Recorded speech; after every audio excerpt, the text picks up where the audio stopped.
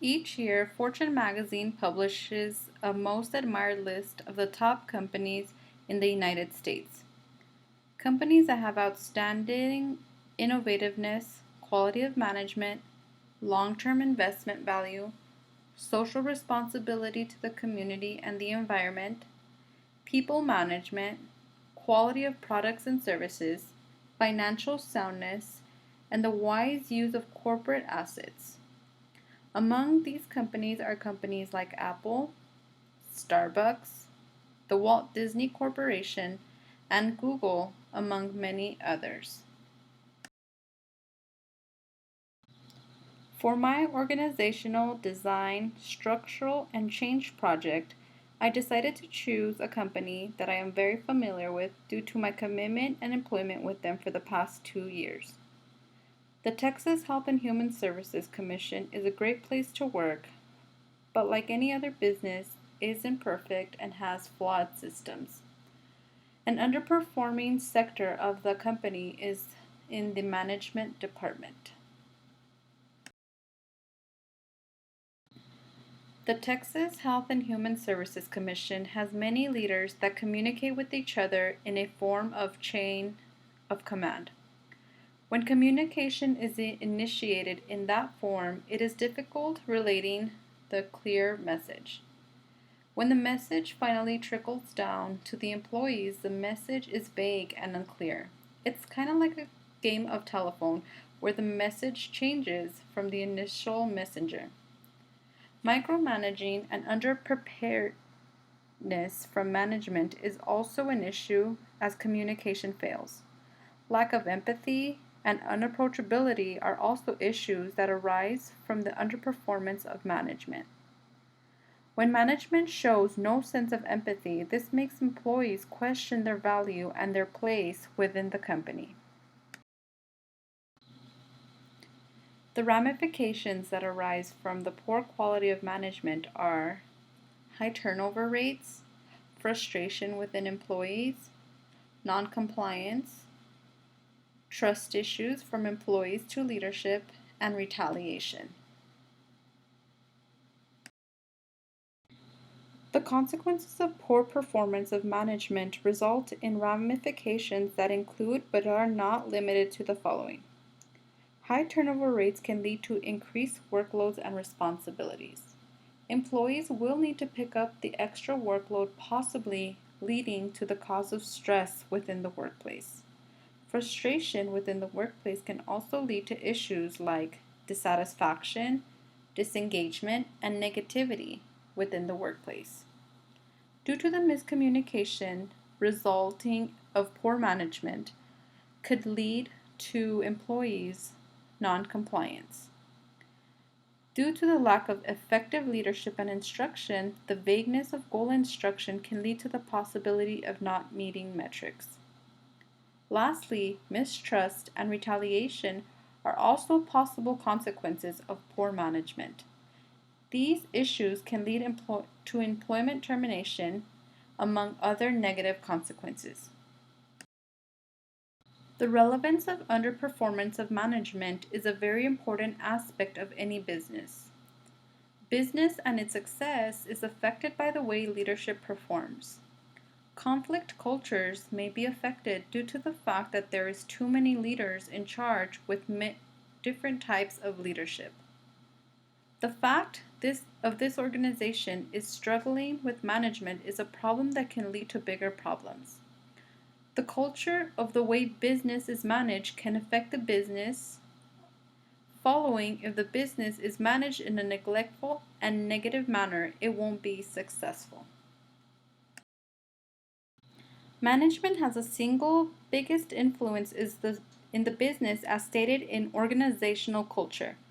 The way a business is managed affects the business productivity, retention, relationships between employees, customers, and society. If there is underperformance in this aspect of business, it's going to be felt at all levels of the organization. If the CEO of the organization has impeccable leadership skills, but managers at the very bottom have terrible leadership skills, the business will suffer. Leadership has to be consistent and abundant from top to bottom. The type of management being used in this organization does not reflect that of conscious capitalism and conscious cultures. This organization lacks servant leadership as management behaves in a selfish manner and metrics are prioritized rather than employees. No empathy is being circulated from management to their employees as leaders fail to be understanding of the needs and wants of their employees. Accountability is also undermined as managerial staff wants to blame the negative outcomes of the business on the employees and not themselves, causing tension and division of formal relationships within the organization. Notter's 8-step change model would be an ideal plan to initiate and process change within this organization and its underperformance. Notter's 8-step plan includes creation of urgency, formation of power coalition, a vision for change, communication of vision, empowerment of action, creation of quick wins, build on the change, and make it stick.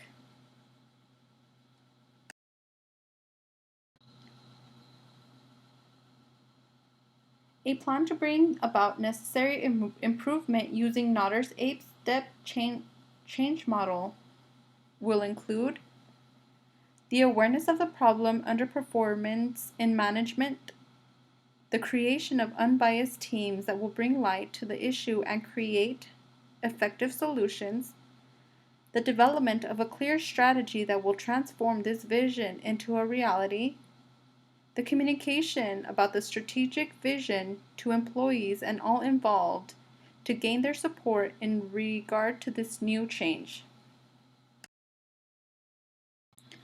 The perfection of this plan will ensure transformational and empower everybody involved. We need to make sure that this process is strategic and has short-term wins. We need to also make sure that the process not only ensures short-term wins, but also long-term benefits for everybody. We need to anchor these changes so that the change will be long-term and will remain effective in the long run. Some challenges that might arise during the process of this change could possibly include non-cooperation from leadership due to the fact that their actions and their work ethics will need to change in order for this change to be effective. There is a possibility of there being little to no results due to the fact that there is no cooperation. Management might retaliate because of the fact that they are being targeted and they might not agree with the complaints being made about them. And lastly, this change might not stick.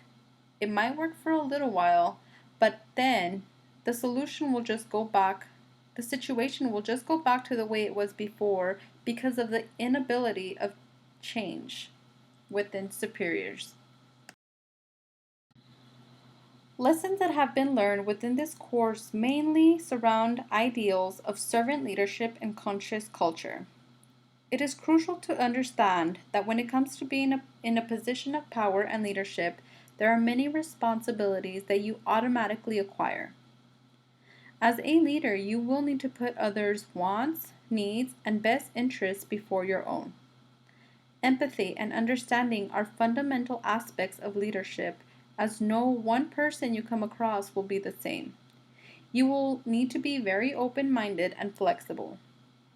Taking accountability and building formal relationships within the organization will also be an important aspect. This will be because this will ensure loyalty and relationships that will result in best practices within the business and ensure success.